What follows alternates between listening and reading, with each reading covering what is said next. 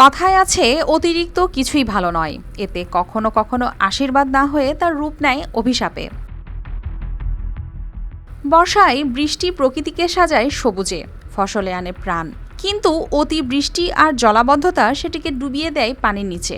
তখন কৃষকের মুখে স্বস্তির হাসির বদলে দেখা যায় চিন্তার বলিরেখা। টানা বর্ষণ ও জলাবদ্ধতায় নওগাঁর আত্রাই উপজেলার শত শত হেক্টর কৃষিজমি তলিয়ে গেছে পানির নিচে। এতে চলতি মৌসুমের আমন আবাদ নিয়ে চরম অনিশ্চয়তায় পড়েছেন কৃষকরা। এই আবাদের উপর আমার এলাকার কৃষকের অনেকটা নির্ভরশীল, তো কৃষকেরা আশঙ্কায় ভুগছে আসলে আমন ধান হবে কিনা।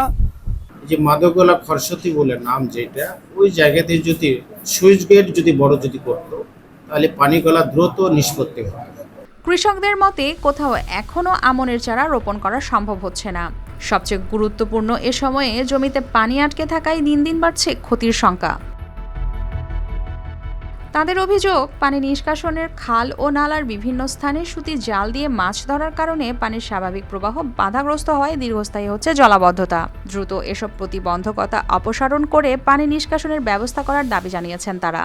আমাদের এলাকা বর্ষার পানিতে ভীষণ ডুবে যাচ্ছে এবং মাঠের পানি ঠিক মতন নামিচ্ছে না। এই সুতি জাল দেওয়ার জন্য, তো সুতি জাল যদি না থাকে তাহলে পানিটা তাড়াতাড়ি নেমে গেলে আমরা আমন আবাদ। উপজেলা কৃষি কর্মকর্তা জানিয়েছেন, পরিস্থিতি পর্যবেক্ষণ করে সংশ্লিষ্ট দপ্তরের সমন্বয়ে নেওয়া হচ্ছে পানি নিষ্কাশনের উদ্যোগ।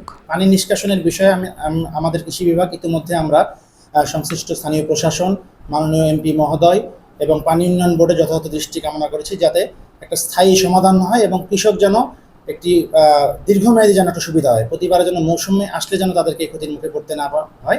সময় মতো জমির পানি না নামলে শুধু আমনের আবাদই নয়, ক্ষতির মুখে পড়বে শত শত কৃষক ও জেলে, সাথে তাদের পরিবারের সবচেয়ে বড় ভরসাও। News desk, RTV।